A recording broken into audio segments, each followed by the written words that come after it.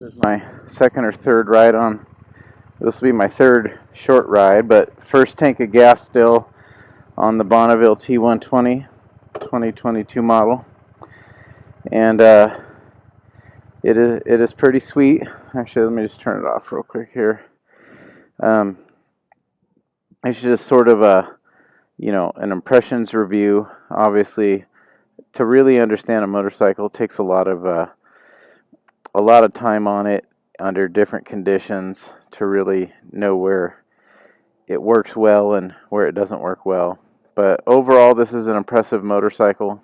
I chose it because I I had a Kawasaki Versys 300.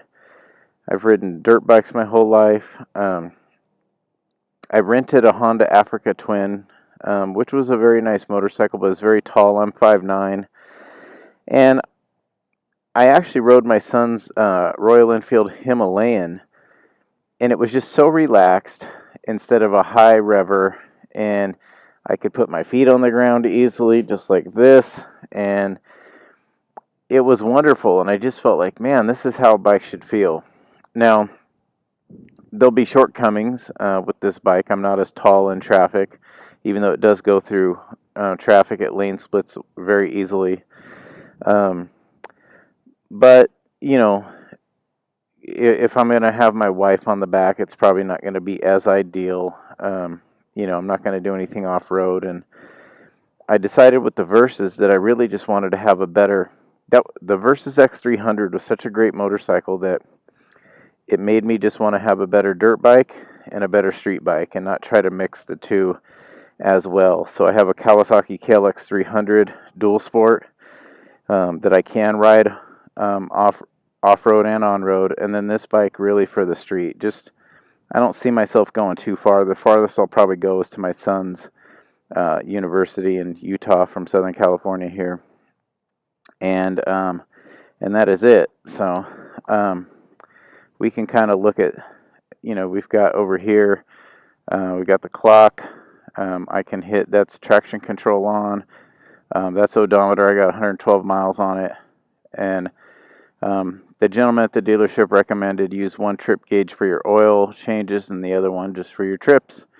And then on the right side, it looks like it shows just my gas gauge and the amount of miles remaining. But I'm going to go ahead and put some gas in it now, and that's it. So the only modifications I've done is I've put on a T-Rex seat back here, which is a great product, but that's probably not going to stay on for a variety of reasons.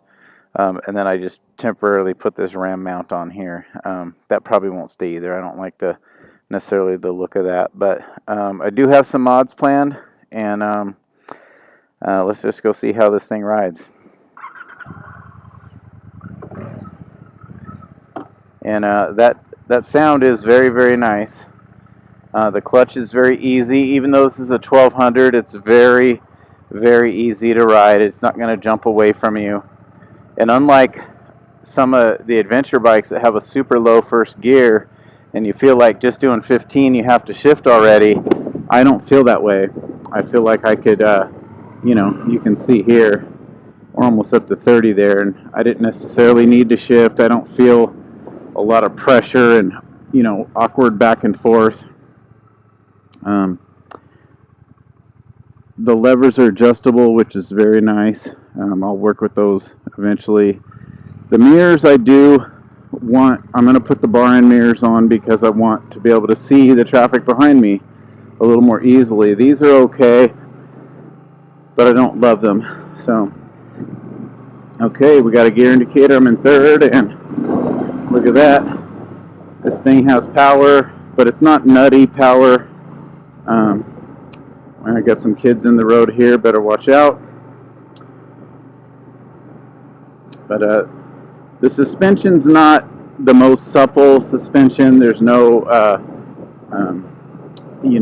oil cartridges or nitrogen, anything like that, but it's actually pretty good, and I think it'll be fine for me, unless I just decide to have the super long term, and I probably will do some suspension upgrades.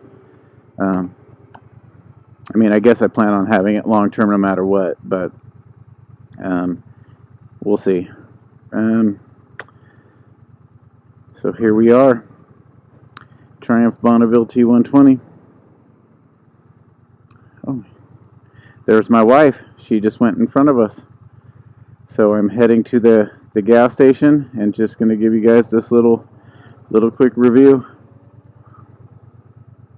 Oh, by the way, the transmission is butter smooth. Sometimes on a new bike it takes the first 1,000 miles before they don't feel like a box of neutral, so you seem to hit neutral very easily.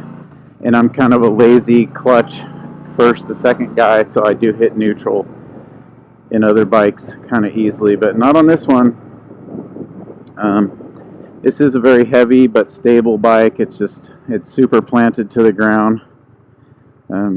People have mentioned that the tires feel vague. I don't think I have enough experience to say one way or the other. If they're vague, they feel good to me, but I'm not a twisty guy.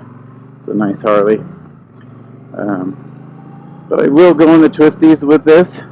We have Highway 2 close by through Wrightwood and Angeles Forest, so that is a nice road, but I won't be going as fast as a lot of people. So here we are in 4th, just chilling. There's 5th and 6th, and you know, you can lug it. You can hear 6. That's a little too much for that speed there. And the brakes are very quick. I did have to stop quickly yesterday, and you can see they do quite well. 45-minute ride on it just coming home. My very first day, I was lane splitting through all kinds of LA traffic, and my butt never felt a hot spot. It felt great the whole time. I'm probably going to get a Corbin seat, mainly so that my wife can, we just want the king and queen seat with a nice backrest, and I'm probably going to go that route, but we'll see. But this stock seat is pretty phenomenal. Other people complain, but I guess I'm coming off a Kawasaki Versus, which that seat was not good, and I had upgraded it to the seat concepts on that one. So, all right, I'm finally shifting correctly. Trying to talk and shift. My brain doesn't work that well, I guess.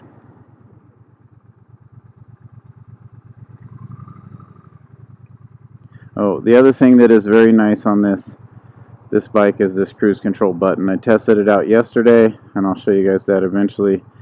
Just one click to turn it on and one click to lock it in, and there's no hesitation. It's instant. It just stays that speed. There's no kind of slow down or speed up like you have with some cars, older car cruise controls. It's just on, and it's like you would imagine it to work. It's pretty wonderful. You unlock it so that you can spin it, but then where do you put the gas cap? You're going to get gas on your motorcycle or your pants. You could set it somewhere. And then it didn't really work that well with the California gas pump. I had to hold it with my other hand, the spring back, in order to pump gas. And you're just sort of guessing there. Some of the other standard, modern gas caps work a little better that way. 1.97 gallons, 2 gallons. And that's interesting because I rode a long way, several miles on this thing. Well, as a matter of fact, we already know. I had 115 miles on the first tank of gas, and that seemed to only take 2 gallons. So I think the miles remaining is not quite set. We'll figure that out. Hold this down. Reset trip 1. Okay. 46.6 miles to the gallon. I think that's going to have to figure itself out, and we'll see.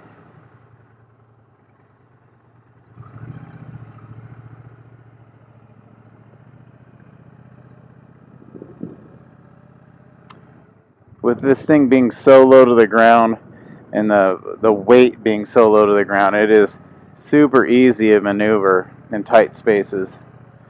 It's not so easy to move around on your own without power, but hey, here comes somebody.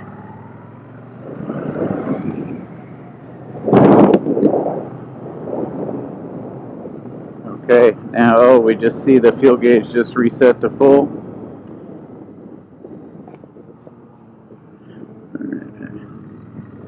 Okay. And now it says we have 131 miles remaining. And I think that adjusts as it kind of figures out how you're riding.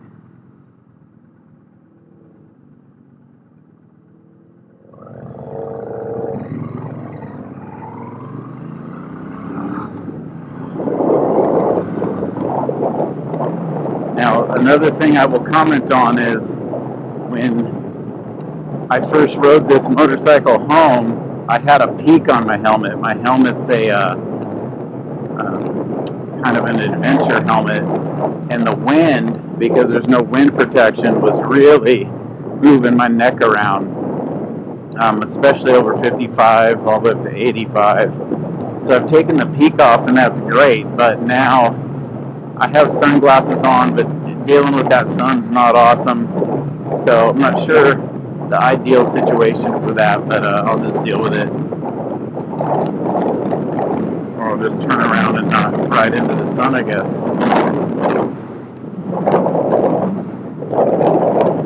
It would be, I probably would not have been happy with a Royal Enfield. My son just got the Continental GT. It's great. But I'll be riding two people, so having that power's nice. The cruise control's nice. Plus this thing, I just think it looks awesome. I think the side cases with the Triumph V are beautiful. This color is beautiful. Having my legs up on this tank with these tank pads is very comfortable. So, yeah, I could have gone half the price and probably just done okay. The Royal Enfield Interceptors and the Continental GTs are really cool bikes, and I'll probably review those too, as my son has one. But I'm glad I got this. So far, no regrets. But it is the honeymoon phase. We'll see.